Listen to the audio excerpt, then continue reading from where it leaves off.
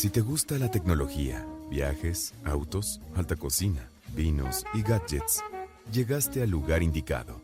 Aquí comienza Eddie Warman de Noche. Ivana, qué gusto verte otra vez. Bienvenida. Qué gusto estar en tu programa el día de tu cumpleaños. Eso sí es un privilegio. Gracias. Privilegio que estén ustedes aquí, de verdad.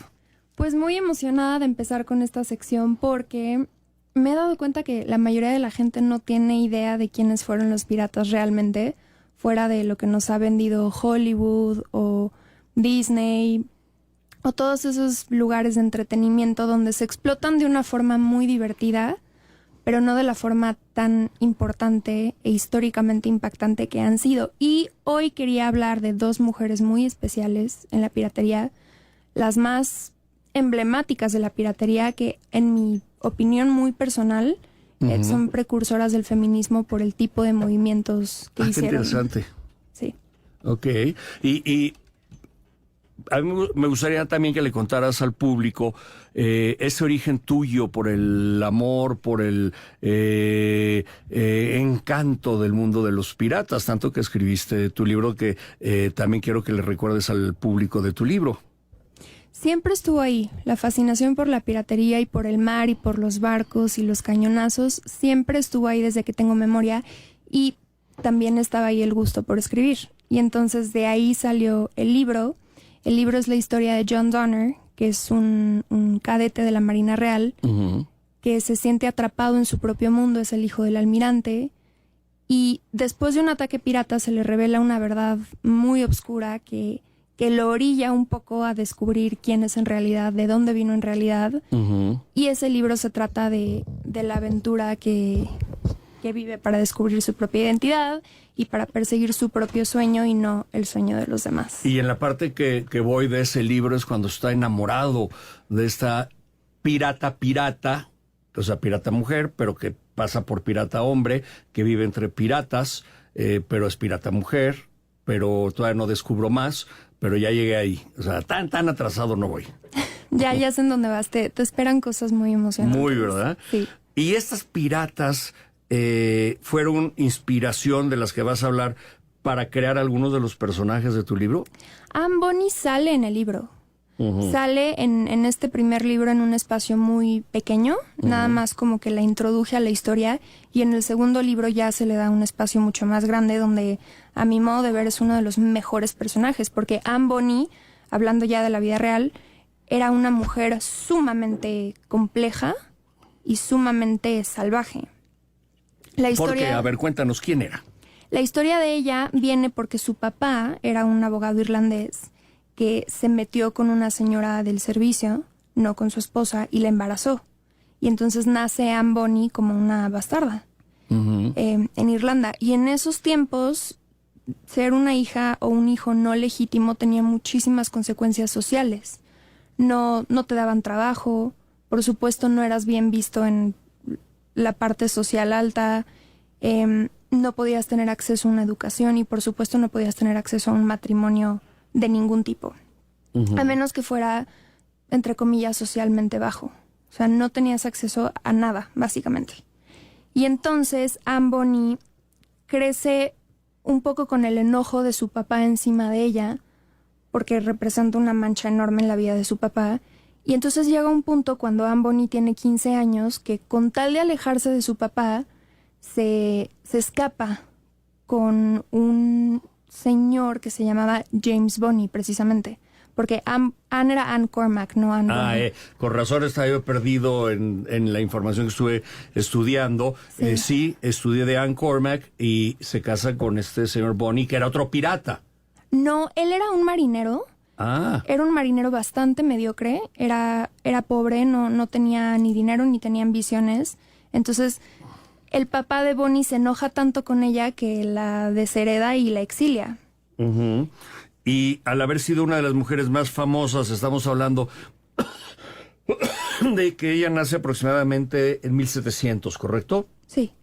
Y ella migra ¿a dónde? A las colonias americanas, donde es el lugar en el que se transforma como pirata.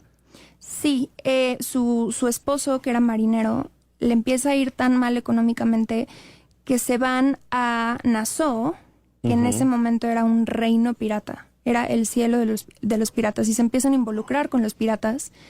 Y Bonnie se enamora de la piratería. Se enamora del estilo de vida pirata. Se enamora de la mentalidad pirata.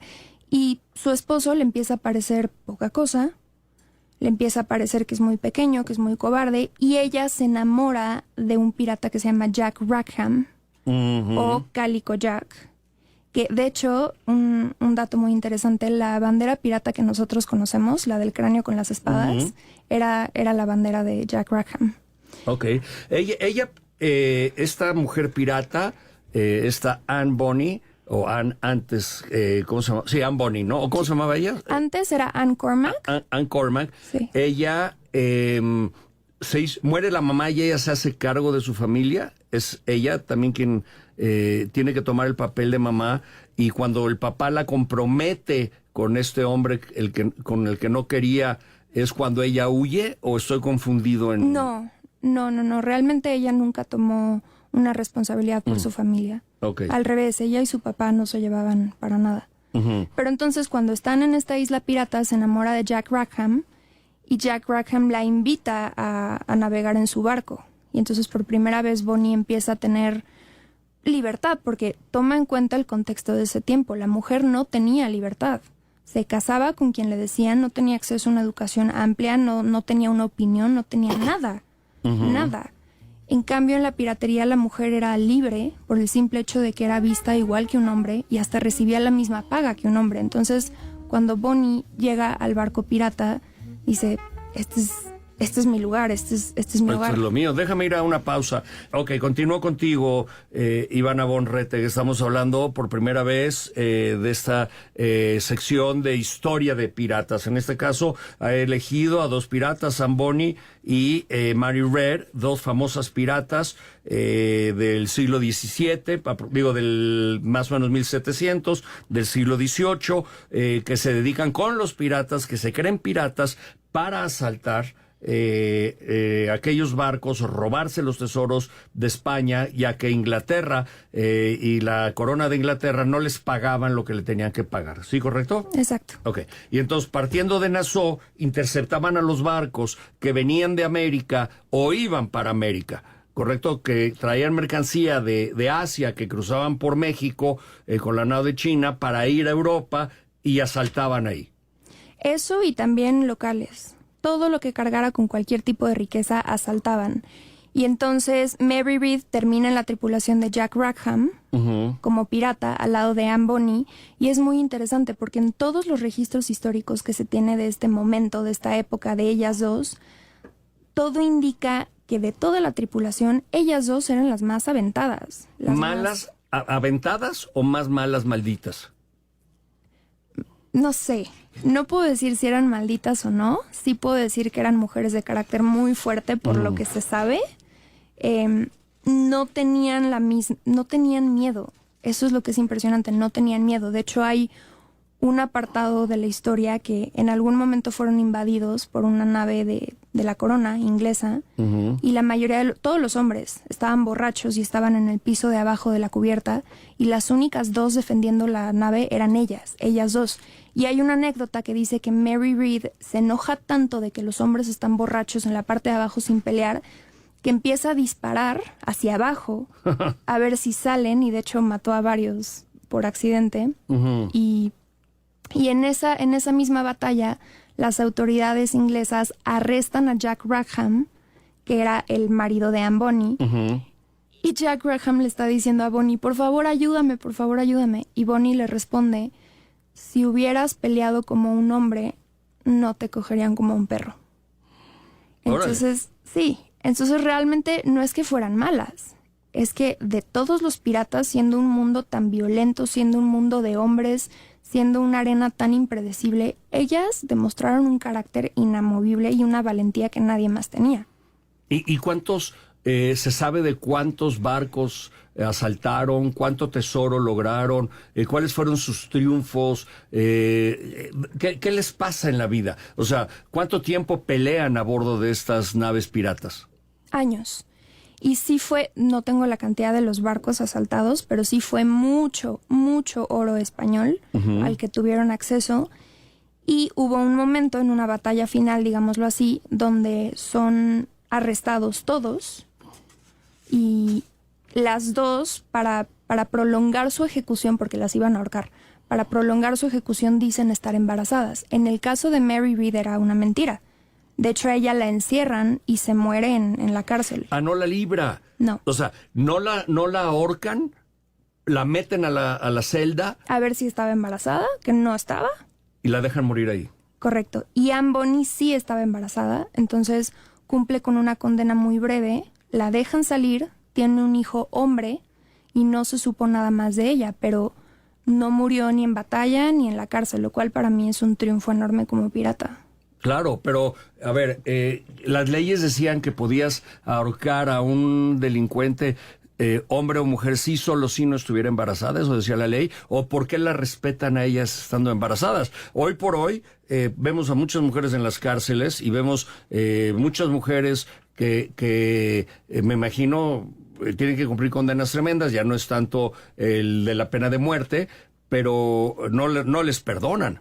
No, por supuesto que no les perdonan. De hecho, no había nada formalmente escrito, pero sí había un tipo de concesión en el que en lugar de ir directo a la horca, iban a la cárcel y ya que tuvieran a su bebé, entonces ya cumplían condena.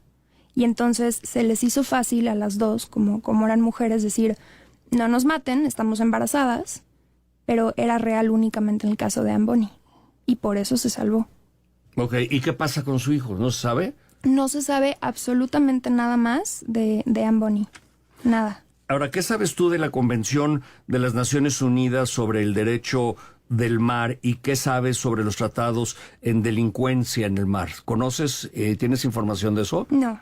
Ok, les voy a contar un poquito para reforzar esta información de piratas, porque los piratas sigue habiendo. Hace no mucho, cuando fue la pandemia, hubo piratas que, si no me equivoco, eran iraníes, asaltaron un barco de carga, o varios, y se llevaron la carga cuando la situación en el mundo era muy difícil y ellos se aborazaron de la carga. Y también hay historias, tendré que buscarlas con más detalle, de piratas que asaltan barcos de pasajeros. Entonces, ¿qué castigo se lleva un pirata o un asaltante? ¿Qué marca la ley?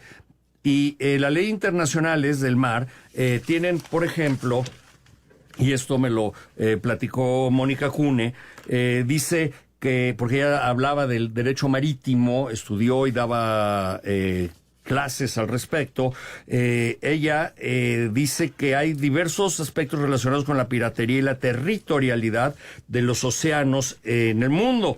Dos de los tratados más importantes en este contexto son de la Convención de las Naciones Unidas sobre el Derecho de Mar, se llama UNCLOS, son las siglas, y la Convención de las Naciones Unidas contra la Delincuencia Organizada Transnacional, que también es conocida como la Convención de Palermo. Bueno, las convenciones de las Naciones Unidas sobre el derecho de mar delimitan las fronteras y la regulación de los espacios oceánicos.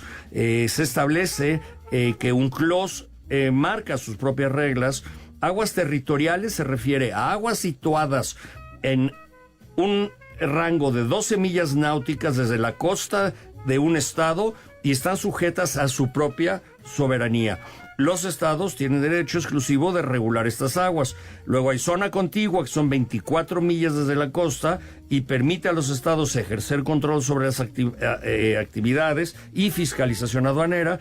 Y la zona exclusiva económica, que son 200 millas náuticas. Me decía Mónica que los cañones alcanzaban una bala 6 millas náuticas y por eso estaba regulado a 6 millas náuticas desde la costa para que una bala de un cañón pudiera hundir, si la atinaban, por supuesto. Sandra Gutiérrez, experta sommelier, me da mucho gusto. Qué guapa vienes hoy. Hola, Eddie, ¿cómo estás? Feliz cumpleaños. Muchas gracias, por eso déjame mover. Por eso vamos a yo pensé que por eso venías. Muévete un poquito para allá. Yo sé que quieres estar junto a mí, Pero pues, exacto. Sorry, Pero discúlpame, no. pero no. Pero no. El micrófono primero. Yo pensé que venías tan guapa porque era mi cumpleaños. Por eso también. Ah, claro, ok. claro, es lo principal. Muchas gracias, Sandrita. Eddie, buenas noches. Buenas noches. Pues vaya buen tema que has escogido. Bodegas vinícolas de celebridades. ¿Habrá bodegas de piratas? Fíjate, eso hay que averiguar. Hablando de las estrellas de Hollywood, de estos protagonistas de estas películas de piratas, que en sí el tema tiene, ahorita vamos a ver en el vino que vamos a probar hoy, Eddie, que algo tiene que ver también con los piratas, bueno, no con los piratas, pero con aquella época, estamos hablando de 1777 y la corona de la reina,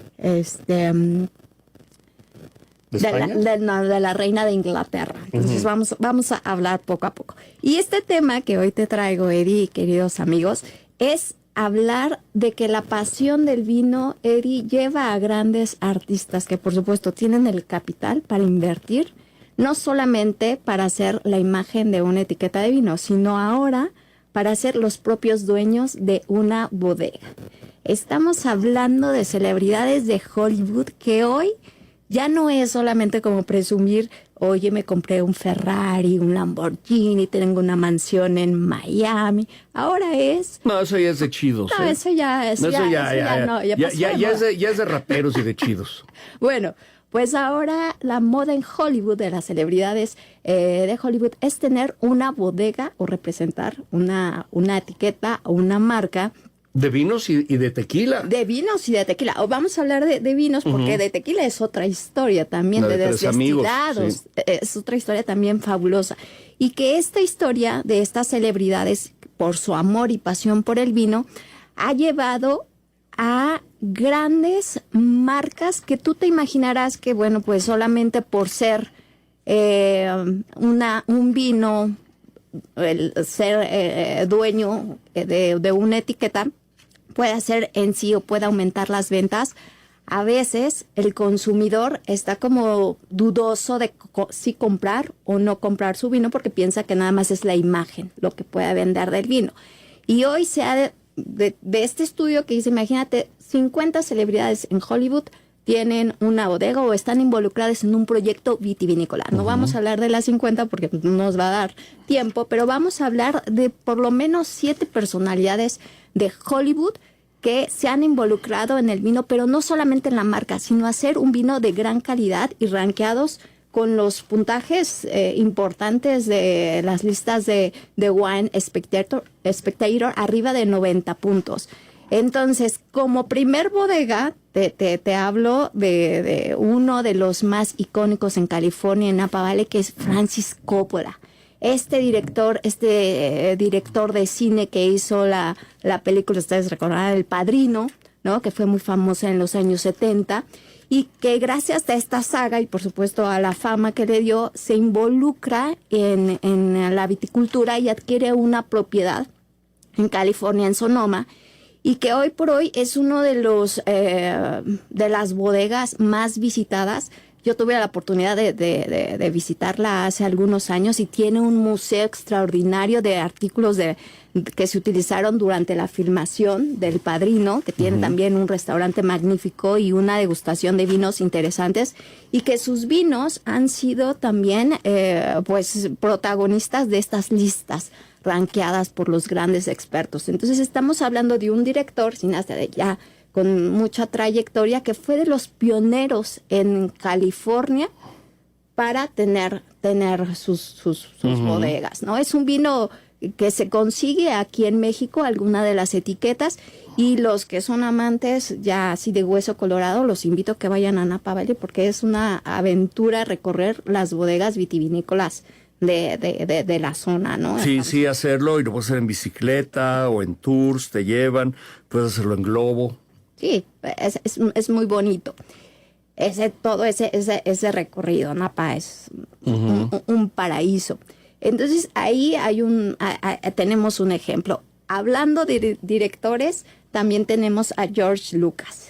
Imagínate también a este personaje con su proyecto, su bodega Esa de no vino. la sabía que George Lucas tenía. Pues, como él también creció en California, y en California la región vitivinícola más importante de Estados Unidos y una de las regiones vitivinícolas más importantes del mundo, George Lucas creció en los viñedos y alentado por Francis Coppola, en aquella época también incursiona en este mundo, es menos conocido, con un bajo perfil, famosa, hablando de la fama de su bodega, y él le pone a su marca de vinos, ¿cómo crees que le pone? De sus personajes. Star Wars. Esa es la bodega. Arturito. No, a ver. Es que no sé, no vi Star Wars, entonces no los conozco. No, el Lucas. Lucas. No, Skywalker. Skywalker. Bueno, pero es que no vi, nunca vi. Me da una flojera esas películas que no te cuento. Bueno, pues George Lucas también tiene su proyecto vitivinícola y sus etiquetas en Napa. ¿Y ese ya lo probaste? Yo los de Francis Ford Coppola ya los he probado. No lo he probado. Fíjate que su producción, él dice que también, como es tan famoso y todo el mundo quiere probar sus vinos, le piden, oye, ¿cuándo mandas para el mundo? Solamente él dice que su producción es para el mercado local. O sea que si tú quieres probar un vino de George Lucas, pues tienes que ir a Estados Unidos. Pues mira, yo me imagino que debe ser bastante malo, ¿eh? Déjame decirte. No lo sabes. Y los de Francis Ford Coppola, pues uno solo he probado, bueno, de una variedad de 8 o 10 etiquetas. Me parecen comerciales, hechos muy rápido, poca madera, no me parecen, no me sorprenden. Son dentro de los Cabernet Sauvignon, Merlot que se hacen en la zona, son les pondría como 6 de calificación. Un 6, perfecto.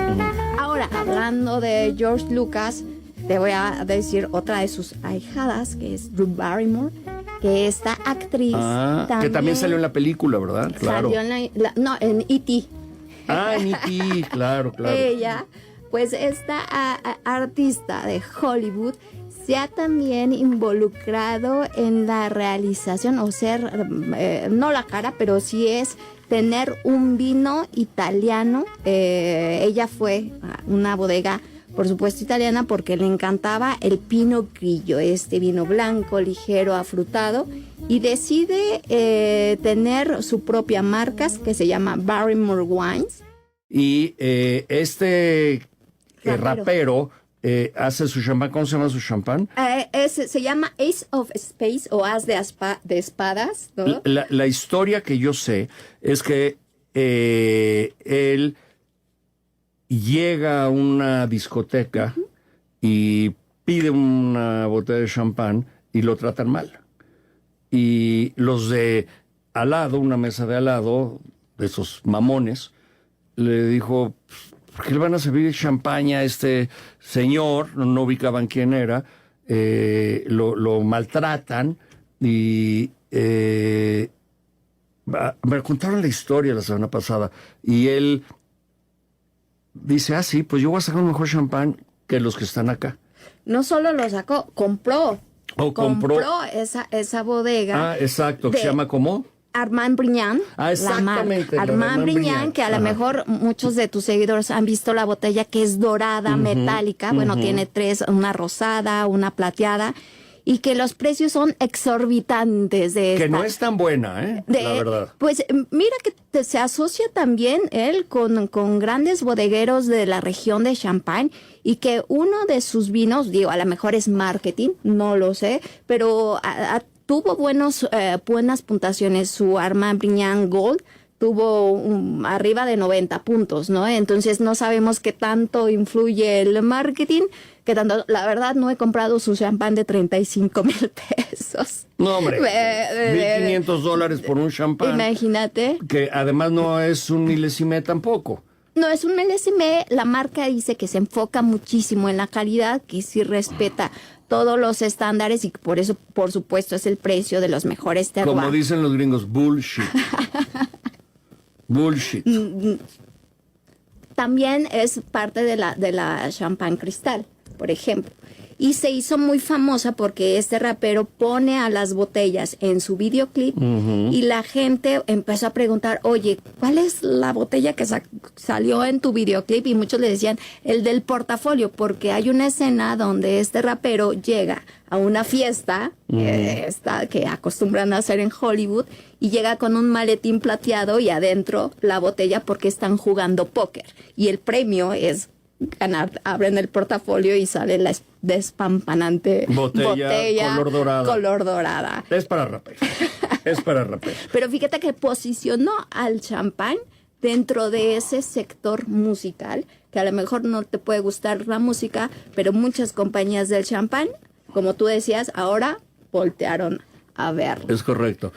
A mí de los viñedos y de las situaciones más complicadas de la industria vitivinícola de artistas es la que hoy viven Angelina Jolie y Brad Pitt. Ellos invirtieron en una bodega en Francia, en Provence, y resulta que se divorcian y ella le pide no sé cuántos millones de dólares por su 50%. Él le dice que no le da ese 50%, o ella ya le había vendido a una empresa, perdón. Yo lo dije aquí en el programa, Angelina había vendido su parte, él pelea y dice no puede venderla porque somos socios, y creo que terminan vendiendo su parte o toda la bodega en una fortuna de decenas de millones de dólares. Pues mira, a ellos les costó 60 millones de dólares, y con toda esta fama de que su vino, el que sí vamos a probar hoy, que se llama Miraval, fue también rankeado con una puntuación de 92 puntos, y que obviamente las ventas subieron. Cuando la gente se enteró que este vino era de Angelina Jolie y Brad Pitt, que compraron esta bodega en Provence, pues bueno, se dispararon. Aquí hay algo interesante que tú comentabas de Brad Pitt. Brad Pitt y Angelina, por supuesto, apasionados del vino, pero también algo interesante de Brad Pitt es que él sí se involucró mucho en la bodega. Tanto es así que tú te metes a su página web y tiene el sello de un artista cinematográfico. Él como productor y que ha trabajado en el cine, tuve su página, yo que he visitado muchas páginas en torno al vino, de las más bonitas. Si tienen la oportunidad de meterse a la página de Miraval, vean todo el proyecto visual que tiene su página, es espectacular.